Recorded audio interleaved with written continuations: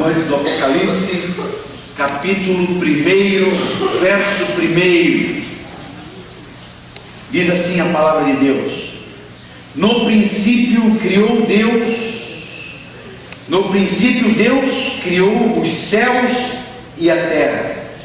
Era a terra sem forma e vazia, trevas cobriam a face do abismo, e o Espírito de Deus se movia sobre a face das águas.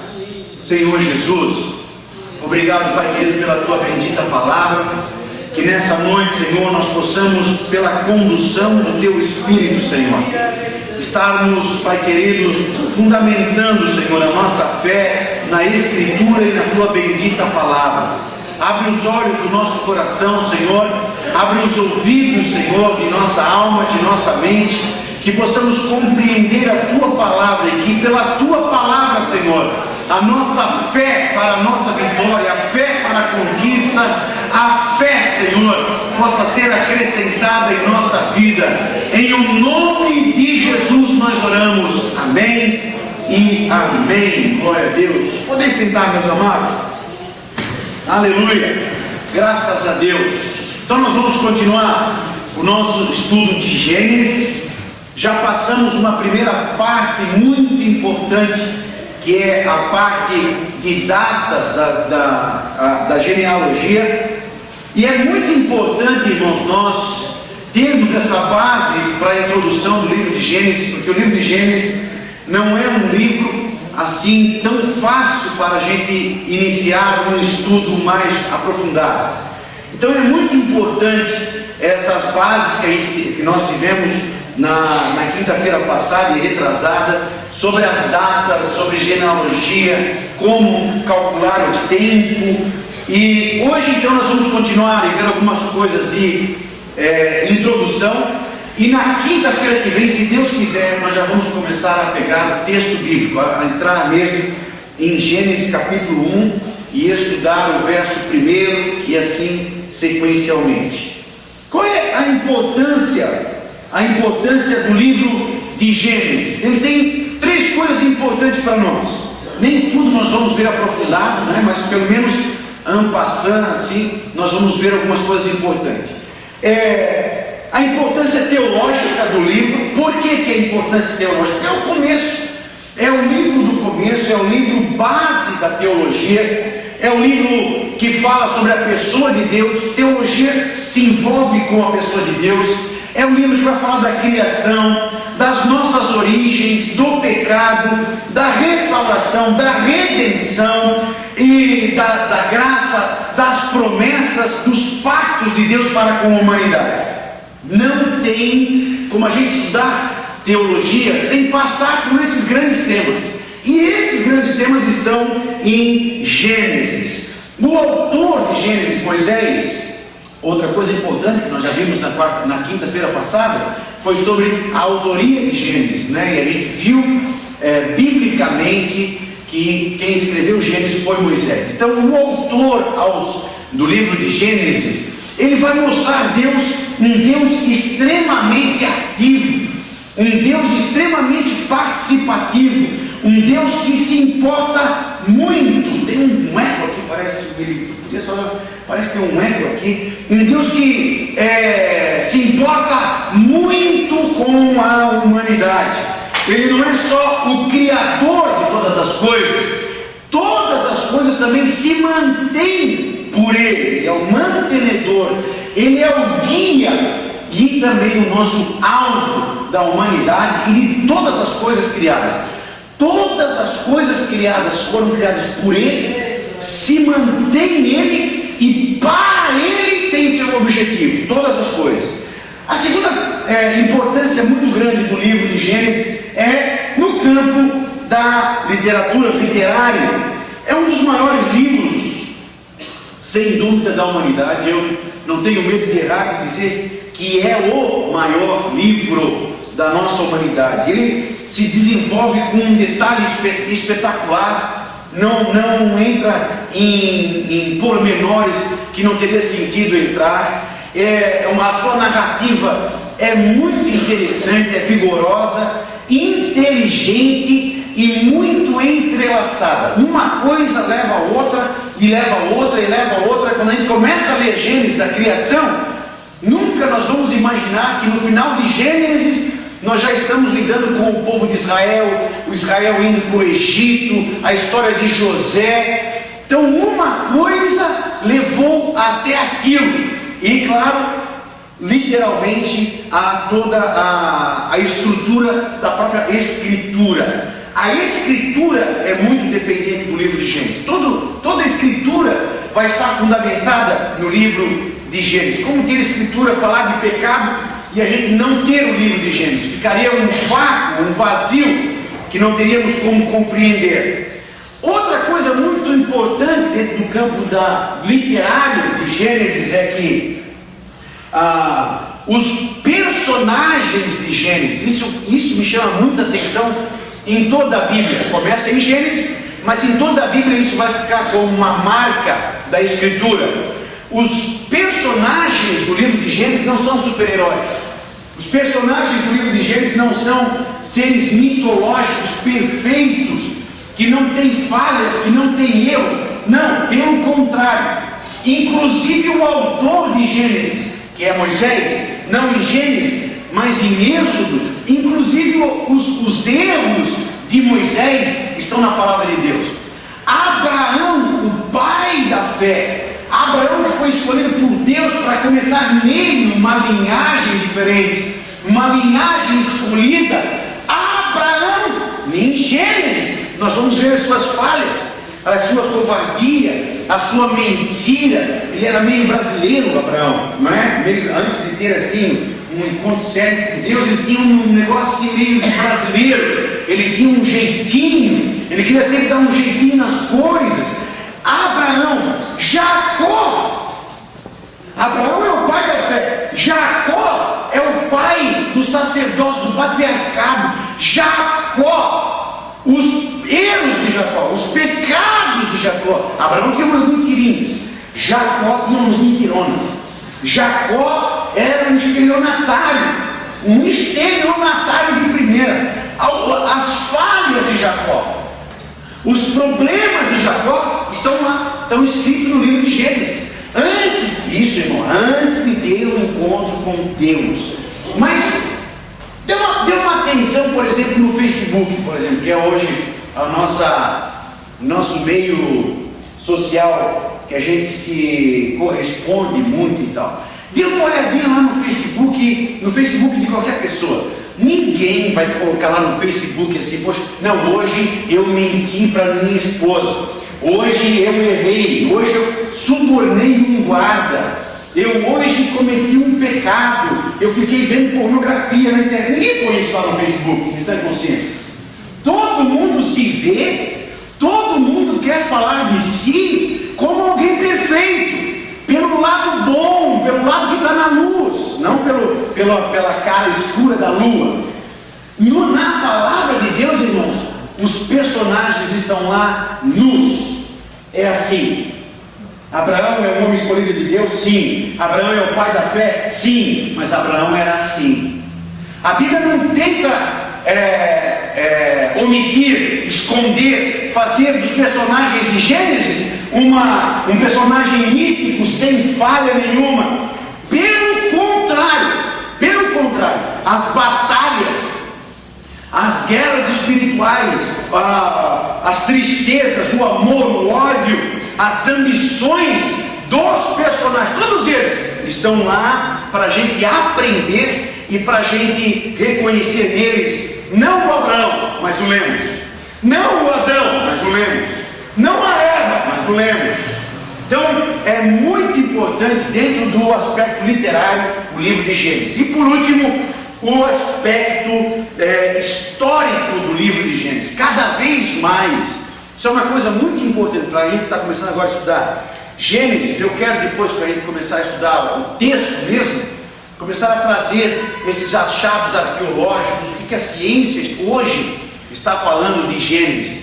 E cada vez mais a ciência, a arqueologia está comprovando as narrativas do livro de Gênesis. quando Moisés, quando o livro de Gênesis fala sobre a expedição dos reis da Alta Ásia para a Ásia Ocidental, hoje isso está comprovado na história. Quando Moisés fala das genealogias do povo árabe, através de Ismael e todos os descendentes que depois nós vamos ter do povo árabe na sua genealogia, hoje o povo árabe, eles reconhecem isso, e a ciência reconhece essa genealogia de Moisés. Quando se fala sobre a genealogia de Edom, os relatos de José, a história de José, ela é muito comprovada pela ciência, inclusive pela história do Egito, porque José vai ter a sua história tocada, ele vai penetrar na história do Egito, José, os hebreus e o Egito, e hoje isso está comprovadamente pela arqueologia, pela história de Israel e pela história também do Egito. Gênesis hoje, cada vez mais, ele é uma fonte fidedigna da história, da nossa história, da história humana antiga. Dito isso, irmãos, vamos partir já para um aspecto mais teológico nosso, que é o que eu estou correndo bastante para nós chegarmos.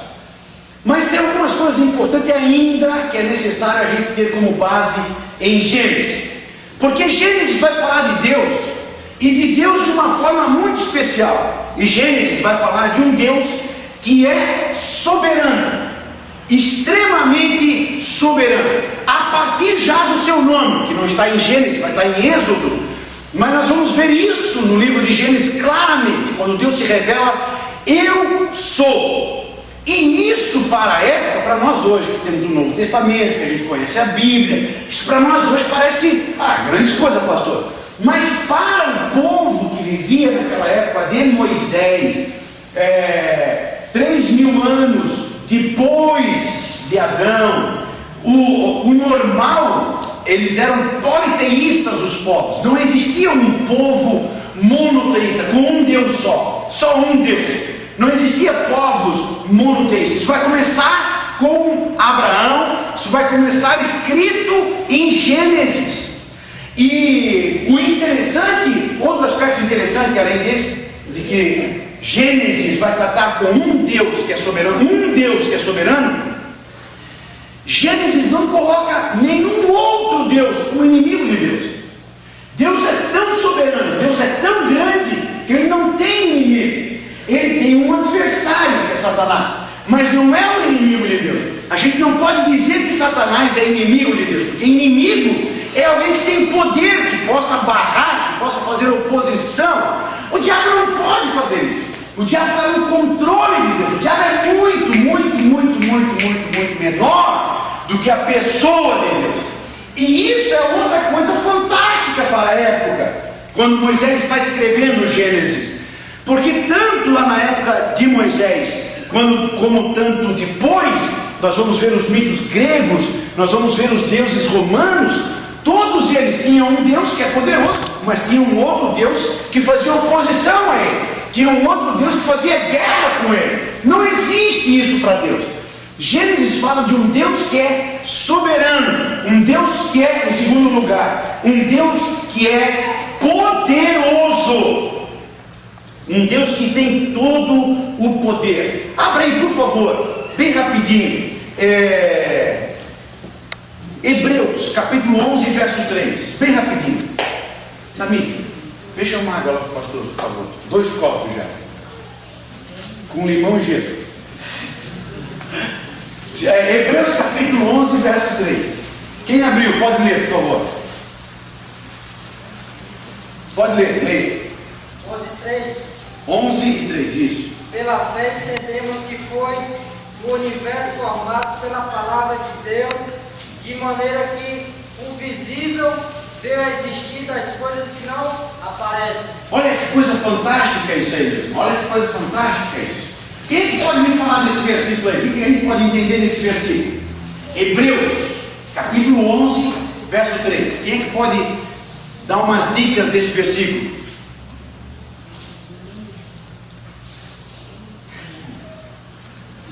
Vamos lá, vamos ler de novo. Leia de novo para mim. Gostei do sotaque dele. O nosso irmão está vindo lá de Camaçari, Bahia. Amaçari? Camaçari. Camaçari. Ok. Lá de Camaçari, Bahia. Leia para nós aí, bichinho. Pela fé, entendemos que foi o universo formado pela palavra de Deus. Olha só, pela fé entendemos que foi o que criado? Universo. O universo, todas as coisas criadas pelo quê? Pela palavra de Deus. Pela palavra de Deus. Agora que eu vi o espetacular. Olha, criar pela palavra, nós podemos fazer. Nós podemos fazer isso. Por exemplo, eu consigo criar amargura no coração da minha esposa pela palavra.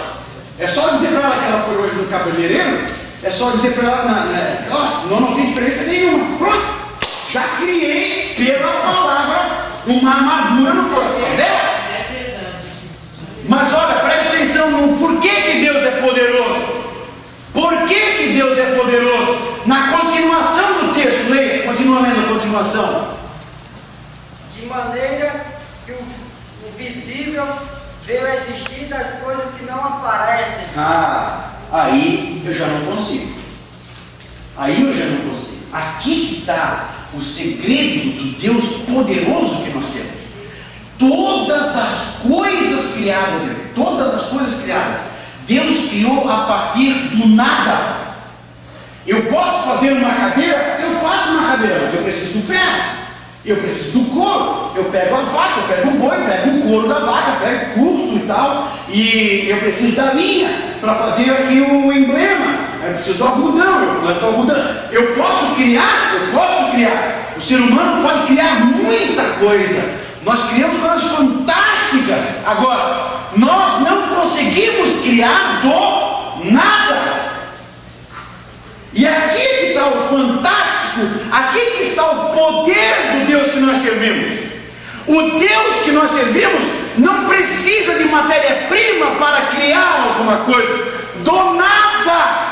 O nada é a matéria-prima para Deus poder agir. Então Deus não precisa da minha ajuda para realizar o milagre que eu preciso. Então Deus não precisa do meu dízimo para que Ele faça alguma coisa para mim ou por mim. Eu dizimo porque eu sou agradecido, mas Ele não precisa do meu dízimo. Ele não precisa Ele não precisa que eu pague promessa. Ele não precisa que eu suba a escadaria da igreja com uma cruz nas costas e que estrague todo o meu joelho, ou que eu me chicoteie para Ele fazer algo para mim. O meu Deus, Ele tem poder para fazer do nada. Isso é o fantástico, irmão. E foi isso que Sara não entendeu. Você está vendo como para nós isso hoje é fácil, mas para quem estava vivendo lá na época, isso é complicado. Tem muita gente que não entende isso aí, ó. Tem muita gente que quer dar uma ajuda para Deus, como Sara. Deus disse para Sara que ela ia gerar, só que Sara era velha, só que Sara não era, já não podia mais gerar. E Sara disse: não, bem, Deus disse que eu ia gerar, que tu ia ter um filho. Eu falei: ok, tudo bem, eu também acredito, mas vai lá, durma com Agar, deita com Agar. A gente quer dar uma ajuda, como se Deus precisasse disso, como se Deus precisasse que eu ajudasse Ele. Deus de mim só precisa uma coisa, e nós vamos ver mais adiante se a gente conseguir: soberania. Deus soberano, Deus que era poderoso. E olha só, Deus santo, um Deus santo, desde Gênesis até Apocalipse, meu irmão. Em toda a Escritura nós vamos ver que Deus faz separação de pecado, e Ele não tem nada a ver com o pecado. Abre bem rapidinho, 2 textos. Gênesis agora, Gênesis capítulo 3, verso 15. E antes, Gênesis 2 e 17.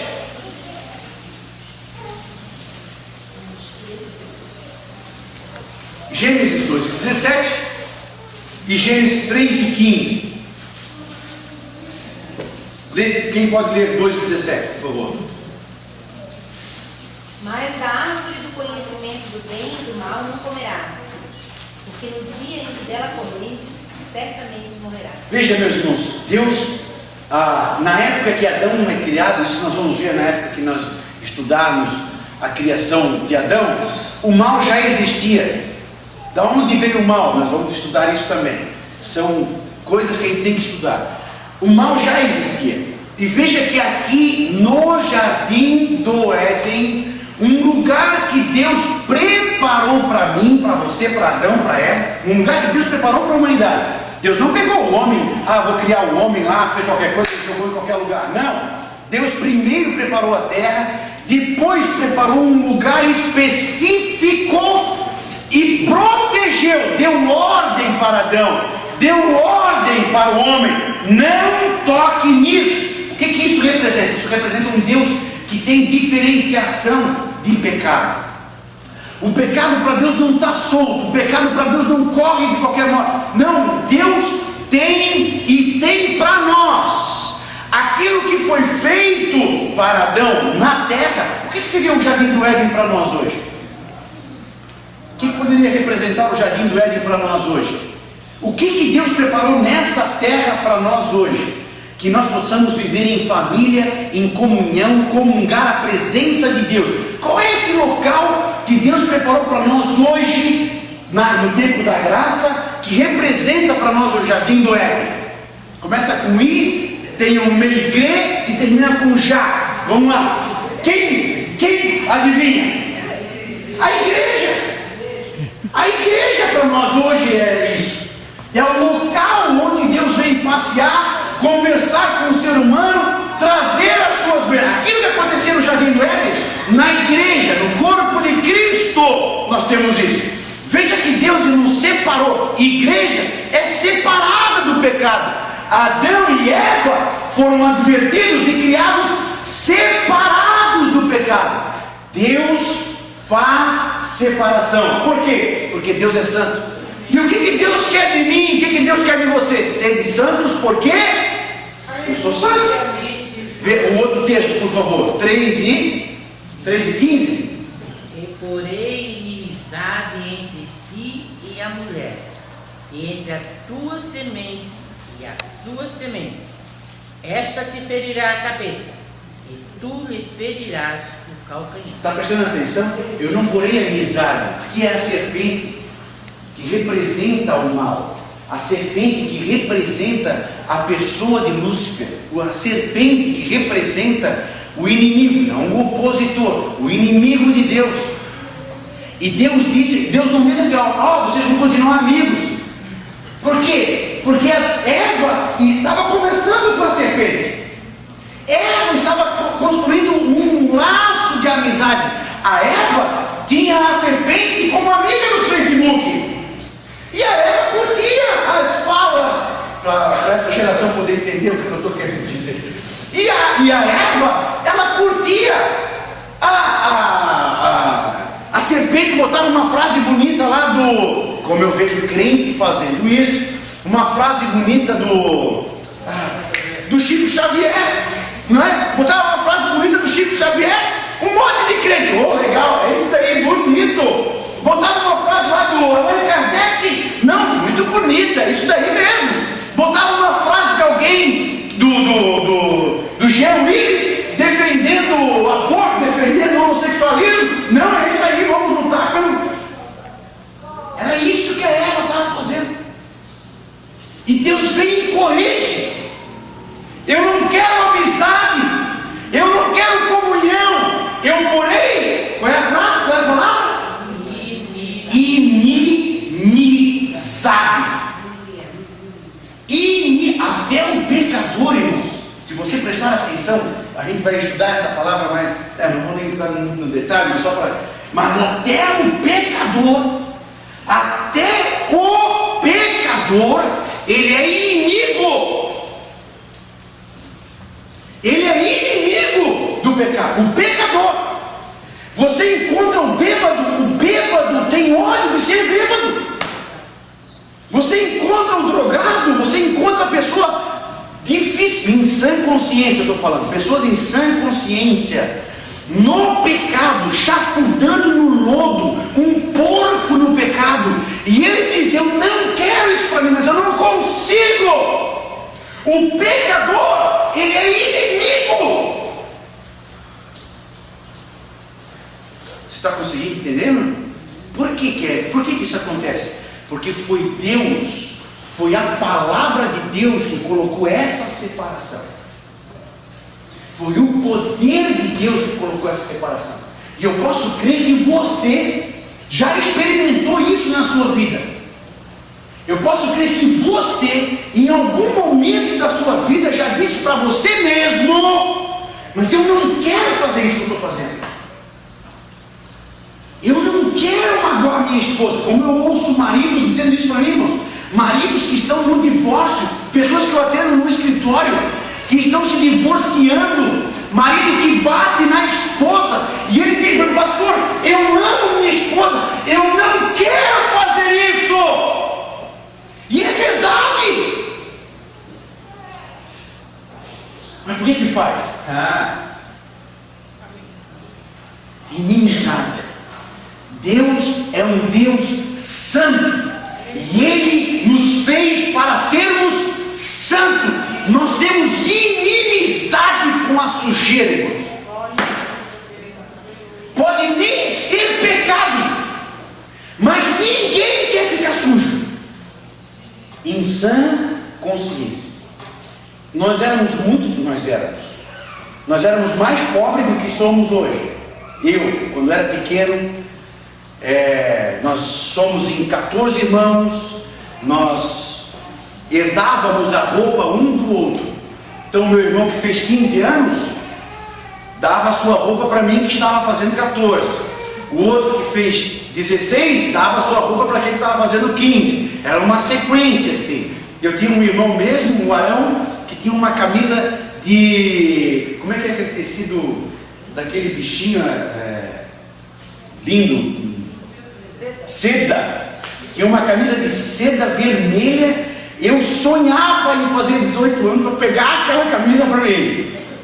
Nós éramos tudo pobre, andávamos com uma roupinha pobre, mas eu tinha pavor de andar sujo. Podia, e era furada, podia ter um fio falhado, podia ter um botão a menos, mas não podia estar sujo. Ninguém gosta de andar sujo. O que é isso? Separação. Inimizade.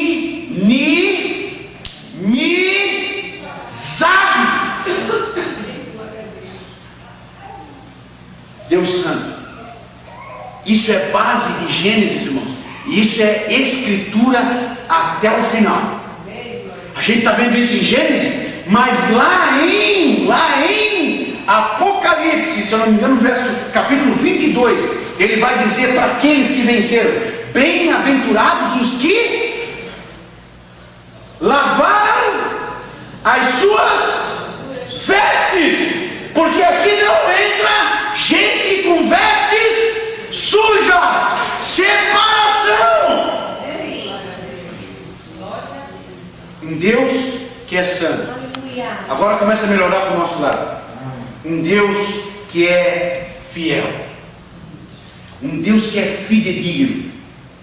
Lá no verso 3 e 15 ainda, ele diz: eu vou botar inimizade quando o homem peca, quando Adão cai, acontece a queda. Lá já no capítulo, veja só, irmãos, no capítulo 3, a gente está no começo da criação.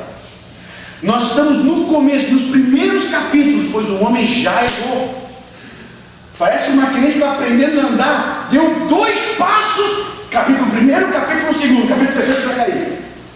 Mas no capítulo 3, Deus já está dizendo: eu sou fiel, eu vou restaurar, eu vou pisar com o calcanhar a cabeça da serpente. No capítulo 3 de Gênesis, Deus já está dizendo, já está provando sua fidelidade para com as suas criaturas. Deus já está entendendo que o homem caiu, que o homem é falho, que o homem é barro, que o homem não é da natureza dele, apesar de ser imagem e semelhança, mas não é idêntico a Deus, e o homem é falho, mas lá na falha, Deus não pega uma borracha e passa por cima, quer saber de uma coisa? Não, Deus diz, eu vou restaurar. Aleluia! Aleluia! Lá em Gênesis nós já estamos vendo um Deus que é fiel, fidedigno. Leia o capítulo 12, por favor. Capítulo 12 de Gênesis, verso 1, 2 e 3. Parar, vou ter que apertar o passo aqui. Gênesis capítulo 12. Leia para nós, querido. Ora, disse o Senhor a Abraão: sai da tua terra, da tua parentela e da casa de teu pai, e vai para a terra que te mostrarei. Eu acho que Deus nunca imaginou que ia ser lido nesse sotaque. Ora, disse Deus a Abraão. Continua. 1, 2 e 3, por favor. Continua. De ti farei uma grande nação e te abençoarei, e te engrandecerei o nome. Amém. Sê tu uma bênção. Abençoarei os que te abençoarem. Amém. E amaldiçoarei os que te amaldiçoarem. Amém. E em ti serão benditas E em todas as ti, famílias olha só, irmãos, da terra. lá em Gênesis, Deus está planejando alcançar o Lemos. 1500 anos antes de Cristo, 4.000 anos antes de Cristo, Deus já está profetizando. E eu quero você, Abraão, eu quero esse povo que tu vai formar, Abraão, e eu vou alcançar o Lemos. Em ti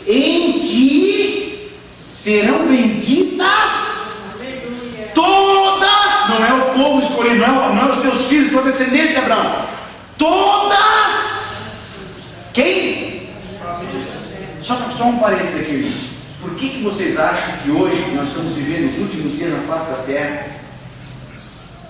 Por que vocês acham que hoje o inferno se levantou contra a família? Porque onde é que vai ser derramada as bênçãos do Senhor? Qual é o alvo da bênção do Senhor? O alvo da bênção do Senhor é a família. Se eu fosse, eu até acho que o diabo demorou bastante tempo, porque se eu fosse o diabo, eu já teria tentado acabar muito mais antes com a família.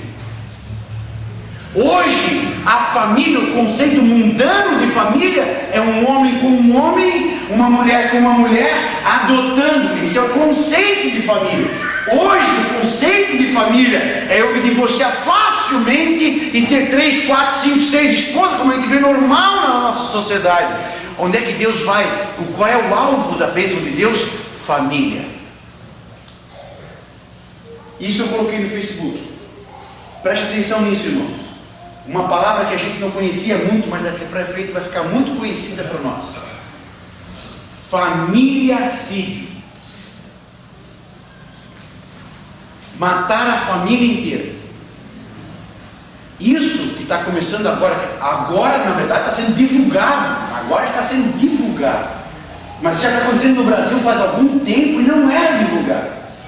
Só que agora está tomando proporções nas grandes capitais do Brasil. Isso é muito comum, irmãos. Isso é muito comum no mundo e em países de primeiro mundo. A pessoa vai se suicidar e mata a família inteira primeiro. Só agora nesses últimos meses, já foram 5 ou 6 famílias em São Paulo. Isso está se tornando um negócio caótico. Para onde é? Qual era mesmo o alvo da bênção do Senhor? Onde é que ia? Qual é a porta de entrada da bênção de Deus na terra? Aonde é que é? Família. Família. E preste atenção no que nós estamos fazendo com a família. Preste atenção no que está acontecendo com a família. Isso é Gênesis. Isso é Gênesis. Um Deus de fidelidade, um Deus de santidade e um Deus de misericórdia. Por último, um Deus de misericórdia. Eu acho fantástico, o pastor Sandro Verne fez a leitura aqui, na terça-feira, Abraão discutindo com Deus a destruição de Sodoma. Os irmãos se lembram dessa passagem? Lá no capítulo 18 de Gênesis, 18 e 22. Abraão começa: Senhor, tu vai destruir? Sim. Mas e se tiver 50?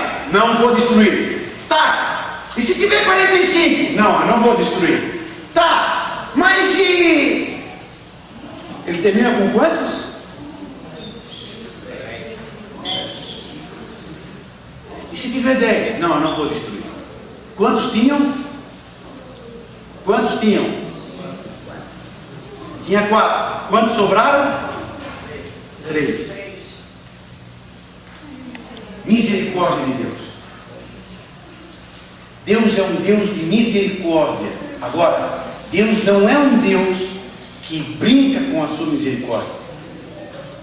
Em um momento da nossa vida, em um momento da vida, nós vamos prestar contas diante de Deus. Agora, especificamente, irmãos, para não ser pesado, eu já quero terminar essa parte de hoje. Tem 3 princípios que são gerais de Gênesis. Se você tem uma caneta na sua mão, eu queria muito que você marcasse essas 3 coisas que são lógicas. São os princípios lógicos do livro de Gênesis. 3 coisas muito importantes. Primeira delas, aqui nós estamos vendo esse camarada, não sei se os irmãos se lembram do Dominique. Esse camarada é francês. Se lembram dele? Se lembram? Ele é francês, foi o diretor geral do FMI. O FMI hoje no mundo é o órgão supranacional que tem mais poder no mundo, mais do que a ONU. A ONU fala muito, se discute, mas não faz porcaria nenhuma. Está lá a Síria matando adoidado, gente, já 200 mil pessoas mortas, a ONU não fez nada. O FMI tem poder de intervenção muito grande nas nações. Esse camarada, é o mais poderoso do planeta. Ele era o diretor do FMI. Ele era o candidato preferencial na França, para a presidência na França. Ele um dia está em Nova York e dá na veneta, ele tem esse comportamento e estupra uma negra, uma camareira. Não se lembra disso? Depois, é claro, entraram com um monte de coisa, dizendo que a negra, imagina se uma negra vai botar um cara desse branco na cadeia, mesmo nos Estados Unidos. Inventaram-se um monte de coisa, mas o que acontece? Eu acho que essa foto, o Barack Obama mesmo bem fazendo assim, protegendo a esposa dele já. Aqui não, o que eu acho interessante aqui, irmãos, é um texto de Gênesis que diz: o Senhor Deus lançou fora do jardim do Éden. Isso aqui vai ter um entrelaçamento muito interessante no livro de Gênesis. Eu estou falando do Dominique, aqui ele está numa reunião do lado do Barack Obama, e já, isso é em 2009 essa reunião. Em 2011, 2 anos depois, ele está sentado num banco dos réus, com um guarda na frente, com uma cara de desolado. Provavelmente era essa a cara de Adão. Provavelmente era essa a cara do Adão. Meu Deus, eu já estive lá no jardim. Eu já fui o homem mais poderoso. E hoje estou sentado num banco dos réus. O que eu fiz? Preste atenção numa coisa, irmãos, muito importante em Gênesis. Tudo que plantamos, tudo que nós plantamos, nós vamos colher. Deus fez o ser humano, e Deus fez o ser humano para ser responsável. Tanto é que antes do pecado, Deus deu ordem para Adão. Nós vamos estudar isso mais pormenorizado. Mas Deus já tinha dado ordens para Adão. Adão, você não pode comer da árvore. Você não pode. Adão, outra coisa, Adão. Não pense que tu vai botar uma rede aí, ou pegar uma água de coco e ficar deitado na rede dizendo: eu quero trabalhar com o meu Senhor. Você vai cuidar do jardim. Você vai plantar. Você vai produzir. Deus deu responsabilidades para Adão. E Adão errou na sua responsabilidade, mas isso nunca mais foi tirado de nós, irmãos. Nunca mais foi tirado de nós. O pecado, em momento algum, depois do pecado, Deus, não, mas eles são pecadores, eles são pó, então vamos fazer um jeitinho aí, Jesus, vamos dar uma chance. Não tem. Por que não tem? Porque Deus deu um arbítrio, porque Deus deu responsabilidade para o homem e não tirou dele. Tudo, irmãos, tudo que eu planto, eu vou colher. E não pense que isso é só palavra de pastor, isso aí só funciona para quem é crente. Queridos, na minha vida, na minha experiência particular, eu já vi muito incrédulo vivendo essa desgraça. Nós acabamos de falar de um. Embora a lei humana em muitas vezes vai proteger o errado, mas a lei de Deus não. Vou dar um exemplo para os irmãos, bem rapidinho. Abra aí, por favor, Gênesis capítulo 4, 23 e 24, bem rapidinho. Que a nossa lei é uma excludente de criminalidade. O que aconteceu ali é uma excludente de criminalidade, mas para Deus não. Leia aí, Anderson. 4, 23 e 24. Disse Lemeque às suas mulheres, Ada e Zilá, ouçam-me, mulheres de Lemeque, escutem minhas palavras.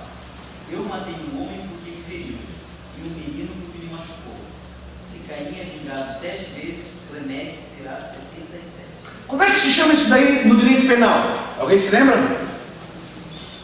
Eu matar alguém que está me machucando. Legítima defesa. No direito penal, coisa humana, isso é em todas as nações que tem um direito penal escrito, civilizado e tal. Isso chama-se excludente de crime. A pessoa está me machucando, a pessoa veio contra mim. Rapaz, eu dei um soco, o cara se desequilibrou, caiu, bateu com a cabeça no meio-fio e morreu. Tá bom? Você não vai ser culpado, você não vai preso, não para Deus. Responsabilidade. A lei hoje exclui o aborto. Hoje, uma mãe matar a criança é normal, e daqui a pouco vai receber até um prêmio do jeito que a coisa está indo. O aborto não é mais crime, mas não para Deus. Vai colher. Eu vou ter um casamento feliz, pleno. Eu vou ser realizado como pessoa humana, tendo matado um bebê. Não para Deus. É legal casar homem com homem? É legal, pode casar. Não para Deus. Isso não vai dar certo. Isso não tem como dar certo. Por quê? Porque para os homens isso é legal, mas para Deus isso chama-se pecado. Os homens aceitam a mentirinha branca, mas para Deus é pecado. E aí, irmãos, escuta isso, agora é para nós. Uma coisa é fácil a gente falar de homossexual, de prostituta. Agora, difícil é a gente, escuta o pastor agora. Difícil é a gente ter que responder para a gente mesmo. E por que eu não melhoro?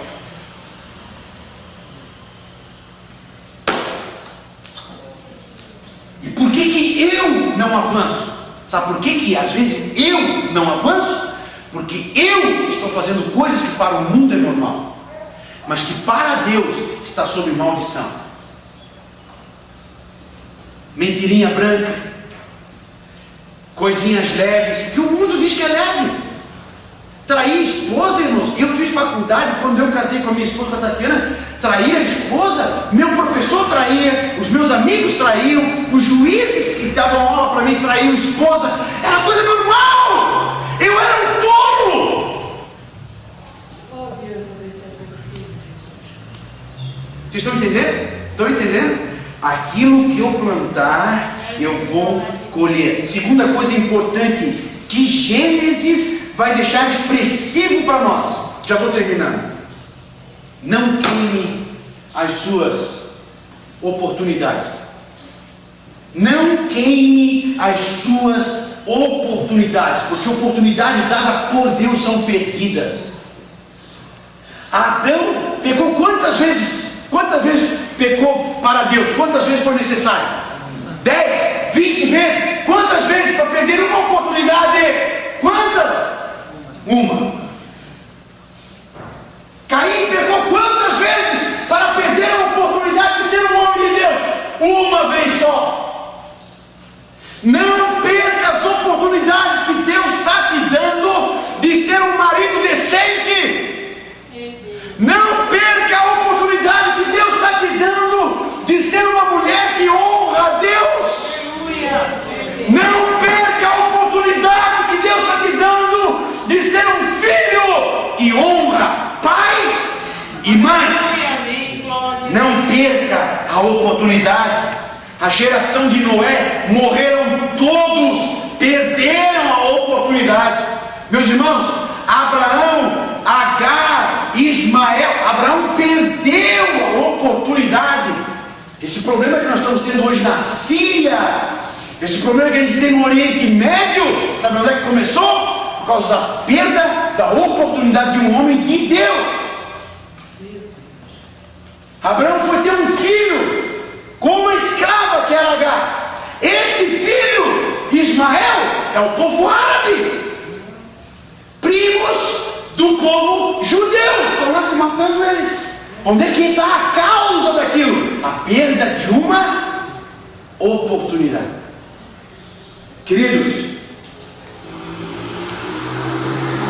a mulher de Ló perdeu a oportunidade. Esaú perdeu a sua oportunidade. Os irmãos de José perderam a sua oportunidade. Sabe o que eu acho interessante? Um faraó, que é o faraó de José, ele não perdeu a sua oportunidade. Uau! Não é fantástico isso? Abraão, pai da fé, perdeu. Adão andava com Deus, perdeu. Um faraó, um ímpio, um pecador. Não, esse camarada é uma bênção. Não, ele vai trabalhar para mim. Eu quero esse Deus dele para mim. E Faraó não perde a sua oportunidade. Não perca a sua oportunidade. Teve um que perdeu a sua oportunidade antes de Gênesis capítulo 1, verso 1. Quem é? Exato, bichinho. Exato. Satanás. O cara da peste. Satanás. Lúcifer perdeu a sua oportunidade antes de Gênesis 1, verso 1. Uma vez só, irmãos. Nós não estamos brincando com um Deus que é gesso. Nós não estamos lidando com um Deus que se brinca. Preste atenção no que o pastor Lemos está dizendo aqui, e eu digo isso com temor no meu coração. Hoje tem muitos crentes dentro da igreja brincando com as coisas de Deus, brincando de ser crente, brincando de ser pastor, brincando de ser obreiro, participar do ministério, brincando de estar dentro da igreja, e vem o dilúvio e morre. Estamos dentro de uma geração hoje, irmãos, uma geração hoje que não conhece a Deus, e pior, irmãos, pior, por causa desse problema da família que nós vivemos. O não conhecer Deus não é o mais sério. O mais sério é que não tem temor de Deus. Não tem temor. Os nossos filhos entram na igreja e ficam jogando no celular dentro da igreja. Ficam mandando mensagenzinhas no celular dentro da igreja. Ah, se eu fizesse isso quando eu era pequeno. Não é o não conhecer Deus. O maior problema, irmãos, é a perda do temor de Deus. Deus é um boneco. Desculpa a palavra, vou até sair daqui. Mas Deus é um palhaço. Eu faço o que eu quero com Deus. eu faço o que eu quero com Deus. Eu vou na balada, eu vou no show e depois eu venho para a igreja e eu choro. Meus irmãos, eu vou lá, eu vou orar e daqui a pouco vou acender uma velhinha para a virgem, não sei das quantas, brincando.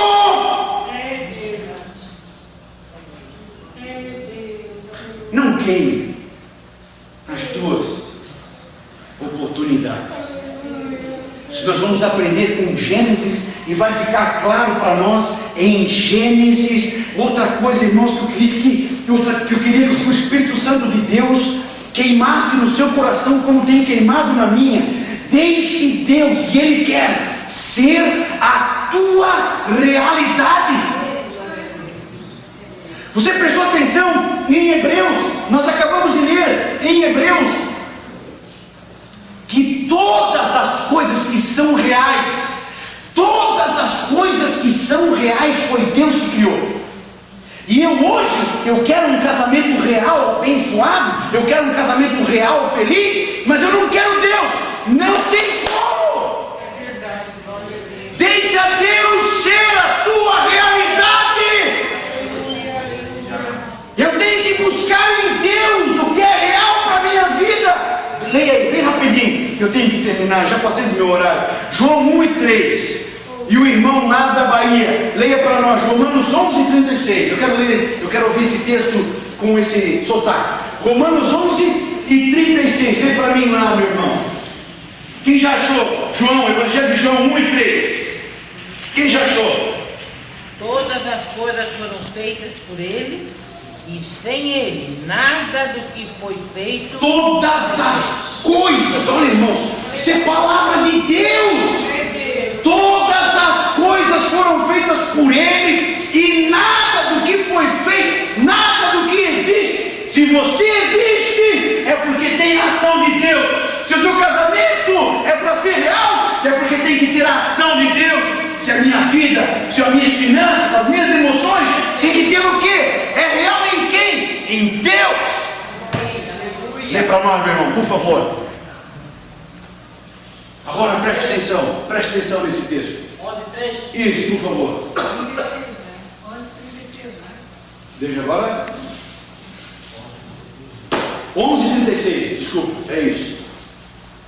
Porque dele e por meio dele e para ele são todas as coisas. Aleluia. A ele, pois, a glória eternamente.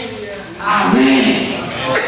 Porque dele, por ele e para ele. Onde é que eu me faço real? Onde é que está a realidade? A realidade está aqui, nessa cadeira? Não. A realidade está em Jesus Cristo.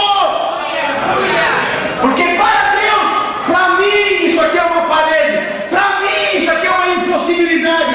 Para os hebreus, o mar vermelho era uma realidade, mas não era para Deus. A minha realidade. A minha realidade, irmãos. Deixa o Espírito Santo colocar isso no teu coração. Deixa o Espírito Santo de Deus colocar isso no teu coração. O que é real? Isso é interessante, essa é uma pergunta interessante para a gente fazer em Gênesis. A filosofia de hoje pergunta isso. Os grandes cientistas perguntam sobre isso. O que é real? Onde é que está a realidade? O real é Deus.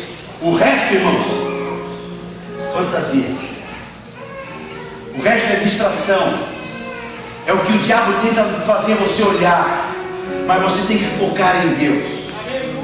Isso me lembra uma pregação. Focar em Deus. Fé. Foco. Já esqueceu? Fé, foco, perseverança. Aonde? Em Deus. Olha só, agora eu encerro. Meu Deus, já passei demais. A gente está falando de Gênesis, mas agora eu quero ir lá para Mateus. Lá Gênesis, quem está falando em Gênesis? E disse Deus, Jesus está falando lá. E aqui em Mateus, quem está falando? Jesus está falando. E Jesus está dizendo mais, buscai, pois, em em primeiro. E o que ele ensina para a gente buscar em segundo lugar? Preste atenção no texto, preste atenção na beleza do texto.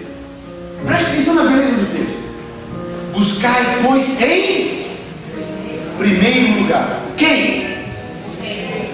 O reino de Deus e sua justiça. E o que Jesus ensina a gente para buscar em segundo lugar? Não existe segundo lugar. O que existe são consequências do primeiro lugar, mas não existe segundo lugar. Por que não existe, pastor? Porque Jesus está dizendo, faça Deus a tua realidade. Essa é a única preocupação que nós devemos ter nessa terra. Deus é a minha realidade, não é essa roupa, não é esse chão. Eu me movo em Deus, eu respiro em Deus, eu trabalho em Deus. Não perca a oportunidade, irmãos, de fazer nessa vida Deus a tua realidade. Porque o que para os homens é impossível, mas não para quem tem Deus como realidade. Você consegue estar entendendo agora? Eu estou empolgado com Gênesis, eu começo a estudar lá, eu deixo a Tati minha doida lá, e vou lá e falo com ela isso, aquilo, mas é que tem coisas que o Espírito Santo Deus vai comunicando ao coração da gente, irmãos, que se você ouvir o que está sendo dito, que se ouvir o que está sendo ministrado, a nossa vida muda. A gente tem colocado muitas coisas no lugar de Deus. A gente tem colocado mágoas no lugar de Deus. Nós temos colocado feridas no lugar de Deus. A gente tem colocado os nossos direitos, mas eu tenho direito. Como eu tenho ouvido isso ultimamente? Da boca de um homossexual, eu tenho direito a ser feliz. Da boca de alguns crentes, não, mas eu tenho direito a essa bênção. Irmãos, a única coisa que eu tenho é o dever de fazer Deus minha realidade. Fique em pé comigo. Aleluia. Aleluia. Aleluia. Aleluia.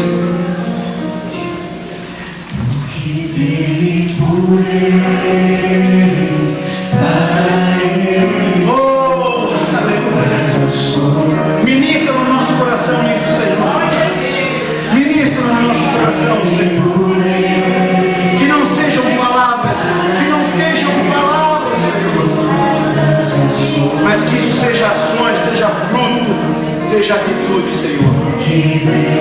Porque nele, por ele, para ele são todas as coisas. Aleluia. Aleluia, aleluia. Aleluia. São todas as coisas. Aleluia.